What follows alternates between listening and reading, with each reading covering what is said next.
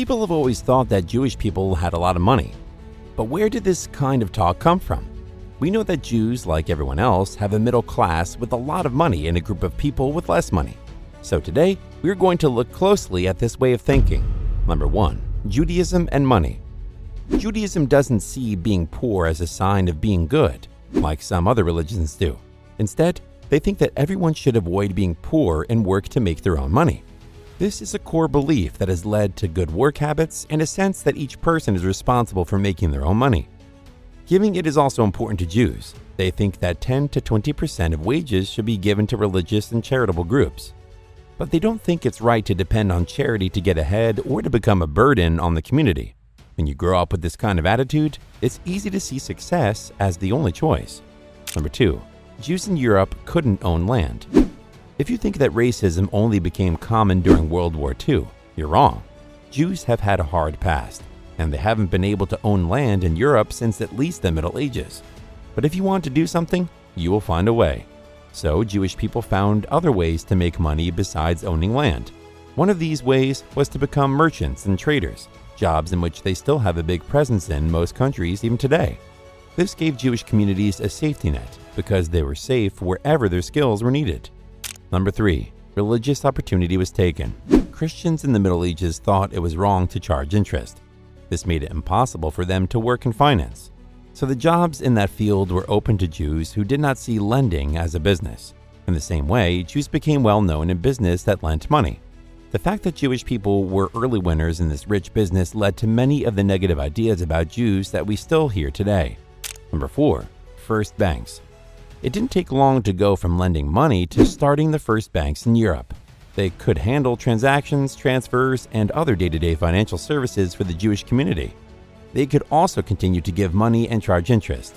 With their strong training in finance, they were able to provide a service that was very needed on a continent that was still growing. This helped to fuel more growth.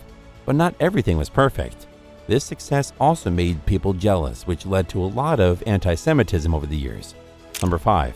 The religious group with the most educated people. In 2016, a group from the Pew Center said that Jews were the most educated religious group in the world. On average, a Jewish person goes to school for 13.4 years. Jewish people have 61% of all college degrees. The big difference between the first and second most educated faiths is even more surprising. Christians are the second most educated group, but they only spend an average of 9.3 years in school, while Jews spend an average of 13.4 years in school. More skills lead to a higher starting salary, which helps Jews' finances right away after they graduate from college. Number 6. They look out for each other. Maybe it's because they've always been on the outside, or maybe it's just how they are, but Jews are very proud of the way they share their wealth to help their community. This idea that everyone should help each other is part of their philosophy and makes sure that everyone in the community gets the help they need to achieve. If someone starts a new business, people in the area will support it. If someone else gets into trouble, people in the community will try to help. Judaic law says that people who are poor should be treated with respect and cared for. Because of this strong focus on making the whole community better, even Jewish groups that were shunned have been able to make it through hard times by investing in each other. Wealth isn't just about getting more money, which is seen as vain. People see wealth as a way to help a group grow. Number 7. Their faith teaches them how to run a business well. How Jewish companies should work has been made clear by the Torah and by many Jewish philosophers, leaders, and writers. Based on these principles, there's no room at all for being dishonest. Ona, which means oppression in English, is the act of lying to, working together with, or setting prices against the customer. People think that ripping off the customer is like taking away their rights. Number 8. Natural at being strong and persistent. Even though Jews have had to deal with a lot of hard things, they've always been strong. It's part of who they are, and the attention stays on the spiritual and the useful. With this kind of determination and grit, giving up is not a choice. When things go wrong in business, which they do, people don't feel sorry for themselves. Instead, they act like shit. Jews are known for their determination, which helps them reach their goals. Perseverance means staying on a course of action or goal despite problems, setbacks, or feelings of giving up. Number 9. Teaching good money skills to people for generations. A lot of people didn't like what Jay-Z said about Jews in his song, The Story of O.J. You want to know what's more important than throwing away money at a strip club? Credit you ever wonder why Jewish people own all the property in America? This is how they did it. Many experts thought that it added to the idea that Jews have had some kind of global power over property and banks, but Jay-Z's supporters saw it as a shout-out to Jewish success and a hint to the black community to invest in each other and try similar business projects. No matter who you support, the Jewish community has a lot to be proud of when it comes to their financial and real estate understanding and market confidence. Number 10. Parents teach their kids how much money is worth. In many homes, it's considered rude to talk about money. Parents try to keep their kids safe by not letting them share.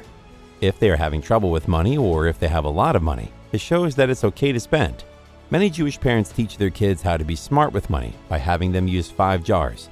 Each jar has a sign that says tithe, giving an offering, saving, investing, or spending.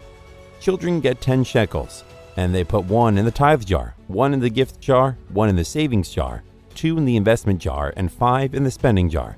Every Sunday, the giving jar is opened. The tithe is opened at the end of the month. Tithe is Hebrew for tenth. The saving account is only opened in special events, and the investing account is only opened when the child is old enough to handle the money on his or her own. But the kids learn from their mistakes and take responsibility for the choices they make. Number 11. Wealth is well handled. Sages of the Talmud tells about the lives, world, and stories of 400 great rabbis. A great book to read is one by Mordecai Javutz. You can listen to it on Audible. It has many wise things to say, such as how to handle money with a spiritual focus. The book also talks about money and getting different jobs. Diversification means that money is spent in a way that does not put too much on one risk or product, but instead spreads it out to lower the risk. In the simplest terms, don't put all your eggs in one basket. Number 12. It's important to know people. We all know that networking opens doors and business chances, and that the only way to grow our business and wealth is to work with other people. People do business with honest people they know they can trust. There are many chances to meet people in the Jewish community. The Sabbath, the synagogue, and Jewish holidays all help people build business and personal ties that last. Number 13. Use the past to plan the future. We've all heard the saying, history repeats itself. The Jewish people know that the things that are happening now are not new. By looking at a similar business and financial situations that happened in the past, it's easier to make better choices for the future. Patterns keep coming back. You can get rich by learning these patterns or trends, knowing how the market works, and getting a handle on money from all over the world. You're going to change that now. You will learn how to tell your money what to do and how much to work for you. Number 14. Tips from one of the richest people in the world. Zuckerberg grew up in a Jewish family that stopped being Jewish. He had a bar mitzvah with a Star Wars theme. In 2004, when he made Facebook, he was only 19. Zuckerberg says that becoming a father has made him more religious, and he often gives great business tips to people who are just starting out. He says that some people think about being successful, while others get up and work hard to make it happen. Number 15. The straight facts. There are a lot of wealthy Jewish people, and there are also a lot of poor Jewish people. The same is true of everyone else, whether they are Jewish or not. The Torah does teach beautiful lessons about how to be successful in life, which we all can learn from.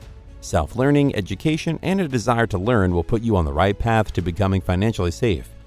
Rebbetzin Dana Weinberg, who is an Orthodox Jewish Rebbetzin and the founder of the head of the AOD College of Jewish Studies for Women in Jerusalem, gives advice that we all can use. She says that there are no problems, only chances to grow. Here's a bonus for staying with us until the end.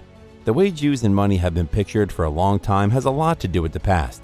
Some people think that behind the scenes, there are hidden Jewish groups that run the world and control all the money, and it's up to us to stop adding to these stereotypes. We need to talk freely about how we are different, what privileges we have, and what history has taught us. We need to learn more about the Jewish people's journey and take it into account. Remember to click subscribe to get daily videos that will make you think, and give us a thumbs up if you liked this one.